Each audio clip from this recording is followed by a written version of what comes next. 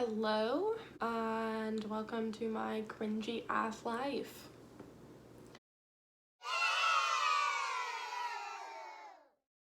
Also my bunny, Dot, short for Dorothy. She's chewing on my shoes right now. So I just kind of want to talk about my experience in the psych ward. My whole life, I'd say ever since about 8th grade or so, I've struggled with depression and anxiety, just like almost everybody else. Ow! And it was always, something that was manageable. It got worse around my sophomore year, when I started having suicidal thoughts, things of that nature. But it was always something I felt like I could manage. But first semester was really hard for me. So it wasn't necessarily the transition to college or anything like that. It was just where my mental state happened to be at that point. And I noticed some new symptoms. And at this point, I had never sought any treatment for those mental illnesses. My whole life, I kind of had these impulsive thoughts that I couldn't really control, but I didn't act out on them. It was just like my brain would be like, hey, wouldn't it be cool if we like drove off this bridge right now? And I remember being like, oh no, like maybe let's not, and I would never actually partake in the impulsive thoughts. I could keep them kind of under wraps. It was just like little things like that. And like if I stepped on a cord with my right foot, I needed to step on it with my left foot to kind of balance it out. Just like little things like that I never thought twice about.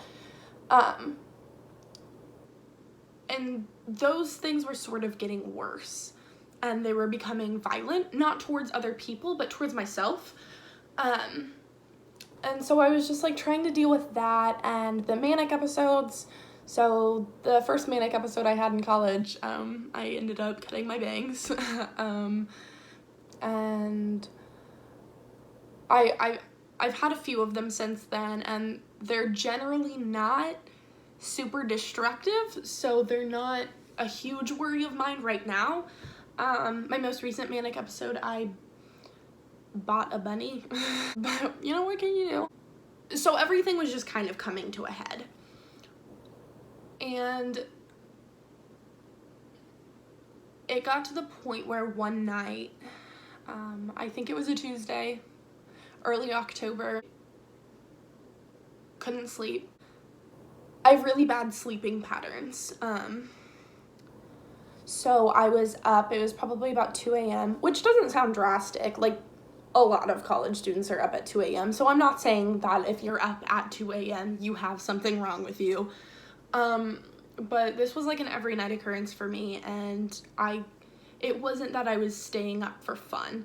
It was that I physically could not get myself to go to sleep. And I was tired, but I couldn't get myself to go to sleep. So I was up, and it was about 2 a.m., and I started having these violent thoughts.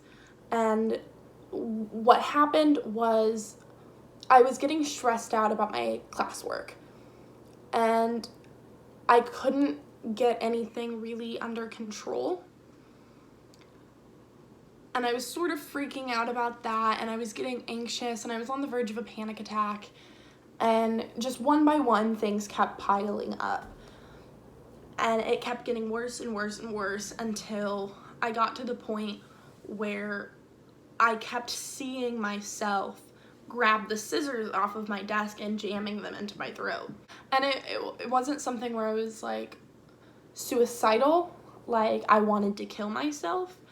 It was just I wanted to complete that action, and I couldn't stop thinking about it. It was on replay over and over in my head for a good hour or so.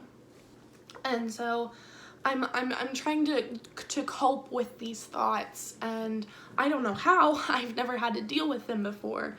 So I'm just thinking the same thing over and over again, this extremely violent thought. and I'm getting scared at this point. And I don't know what I'm capable of, because at this point I don't want to kill myself. I'm not in a depressive episode. I don't want to harm myself, but in my head I know I have to complete this action. So I didn't know what I was capable of. I called the suicide prevention hotline, and I kind of explained to them what was going on, because I didn't really know what was going on. And I thought maybe they would have some insight about it, I guess. And the man and I on the line, we both decided that it would be best to go to the ER. And so on my campus, I go to a state school, so it's a large campus. And so on campus, we have the university hospital, which was probably a 5-minute walk from my dorm. And I don't drive, so I had to walk there. And so on the walk there, I decided to call my friend Connor. And he answers the phone, and he says, "Ooh, you're up at real crackhead hours." And I'm like crying, walking down the stairwell, and I'm telling him what's going on. And so he's just kind of like walking me through it, trying to keep me calm, you know, try to keep me on the right path. And I get to the ER. They give me these like red scrub looking things, but they're like mesh, so it's really cold, because this is early October in Missouri. And so it's really cold. And I change into the scrubs, and they have to do a urine sample just to see if I'm on like any drugs or anything. Like, I'm not gonna get in trouble if I am, but they just want to know like what's going on. Also, like, if you're experiencing like suicidal thoughts and things like that, they want to make sure that there's nothing like medically, I don't mean to say like medically wrong with you, because obviously mental illness is a medical condition, but they want to rule out any sort of illness, I guess, that can cause suicidal thoughts rather than like depression or things like that. And so I had to do my urine test, but on the walk there, I had started my period, and so I didn't have like a tampon in or anything like that. So it was a bit of a struggle, to say the least, to pee in the cup. And but eventually I got there, with no blood in the cup, thank God. And so I came back out, and they walked me down. They went through like my insurance stuff and things like that. And then they walked me down to the, I think they called it the psych center. But it was basically the psych ward. And this is where it starts to get like a little foggy, because I was obviously not in a very good state of mind at this point. And it was late at night, and I wasn't really able to pay attention to my surroundings at this point. But they get me down there, and they take a picture of me, and I look horrible. Not that anyone was expecting I looked cute, but I remember being like a little jaded that was gonna be the picture they used. They put me in this room that was just like full of chairs, like comfortable chairs, armchairs, that's what they're called. I'm alone, and they tell me that the doctor is gonna be with me soon. And at this point, I've spoken to like 3 nurses, 2 different ER doctors. It's like 3 hours later, because I sat in the emergency room, like in a room, for a very long time. And I had to talk to so many different people about what was going on. And so I'm sitting in this room alone, and it's like 4 a.m. And they tell me that the doctor's gonna be with me soon. And they fold out my chair and give me a blanket. And so I'm like, oof, doctor is not gonna be here soon. So I lay down, and next thing I know, it's like 7 in the morning and they're bringing me breakfast. And so I eat my breakfast and I realize my roommate has no idea where I am. And my roommate at the time, very best friend. So I wanted her to know where I was. And I'm pretty sure Connor told her that, like, I was okay, but he didn't tell her where I was. And finally, the doctor comes in. And we go through what's going on again, like, for what feels like the 10th time. And he tells me that he thinks it's best that I admit myself. And at this point, I'm so tired, and I haven't talked to, like, anyone that I know, and I'm just afraid. And so I say yes. And I'm not sure if I'm glad that I did or not.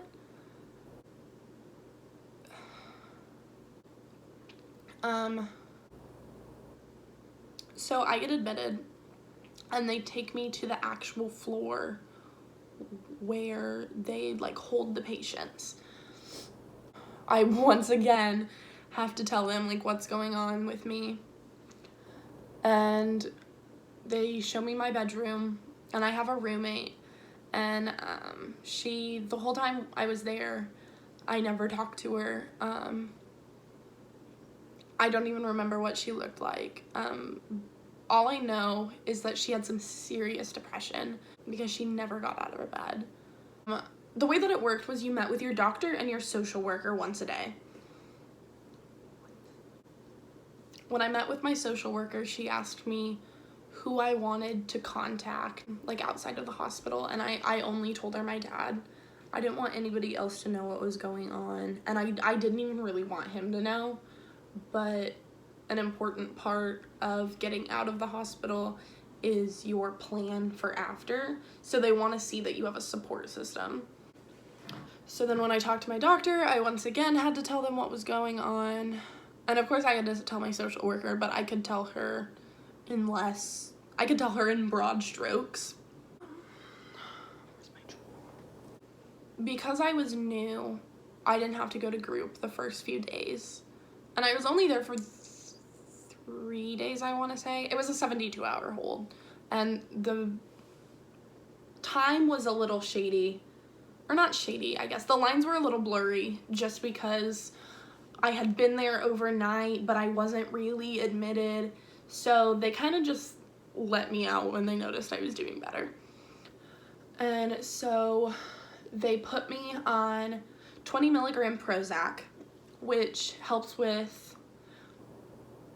is supposed to help with all 4 things that they diagnosed me with. So I was officially diagnosed with depression, anxiety, bipolar 2, and OCD. I'm, like, quirky. While I was there, I was just kind of left to my own devices all day. And we weren't allowed to have our phones, of course. And I didn't bring anything with me, you know? And I didn't really have anybody that I could have bring me stuff.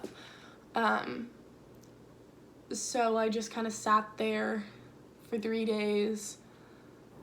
And I didn't shower because I was too anxious to tell them that I wanted to shower.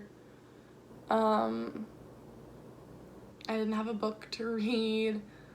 I didn't have anything to brush my hair with. So I just kind of sat there for a really long time. And in some ways it was good because it gave me time to think. But in other ways it was bad because it gave me time to think. And I never really felt like the doctors, they really cared.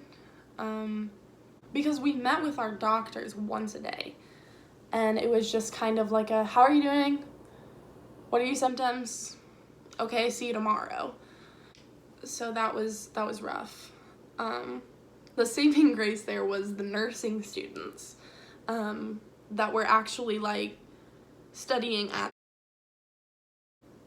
Because when the nursing students do their clinicals, they have like sessions, kind of. I don't know what they call them, but they have like their prenatal unit, and then they have like their general care unit and like their burn unit, and they were on their psych unit. So they were at the psych center with us, and they would come every day for like an hour, hour and a half, and I would just like sit and talk to them because they were only like 2 years older than me, you know, and I would just sit and talk to them, and they were the saving grace. They are what kept me sane.